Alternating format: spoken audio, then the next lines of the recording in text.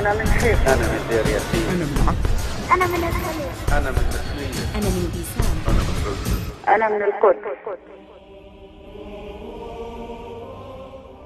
بكرة الوطن بيعود يا ست بإيدينا. Me llamo Lina y soy de la ciudad de Belén. سيف أبو كشك من عرب أبو كشك قضاء يافا فلسطين. أنا من طبرية عائدون. Soc en Salah Jamal de Nablus, on la fragància del gessamí i el sabor de Nablus no manca mai. Soy Ali Salem Al-Hindi, de un pueblo que se llama Al-Kebab, nací en Jericó.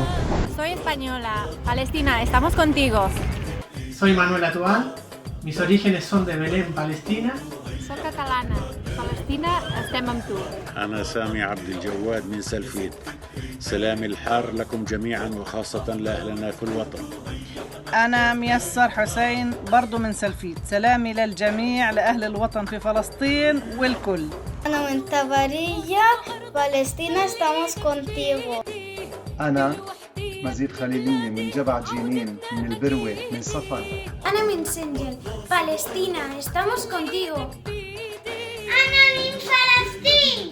أنا من جبع جنين. أنا من رام الله عائدون.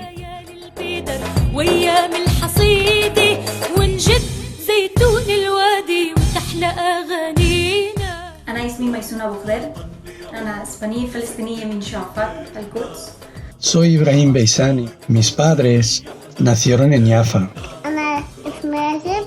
أنا من يافا من فلسطين. Soy Salam Al-Maslamani. Vengo de la ciudad de Nablus, en Palestina. أنا الدكتور فايز البواب de origen من يافا مدينة يافا عروسة البحر.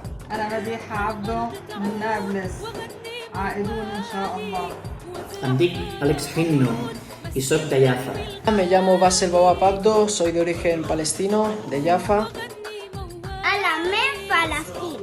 نور الدين سعيد, un pueblo se llama Azmut, de la provincia de Nablus. Soy Rabi'a Abd al-Haj, soy de Bárbara, Palestina. Soy Zaid Faiz Bawab, soy de origen palestino, de la ciudad de Jaffa. عائدون. وفلسطين إلنا وبيتنا ودارنا كي لا ننسى منحب فلسطين. Volveremos, inshallah. Yo tengo derecho a volver a mi casa, en Jaffa, en Palestina. Con la unidad venceremos. Visca Palestina libre. Deia el poeta Mahmoud Darwish, tothom té un poble on viure, mentre els palestins, que el nostre poble viu a dintre nostre. Nosotros los palestinos tenemos el derecho de retorno a nuestro país, Palestina, porque existir es resistir. Venceremos.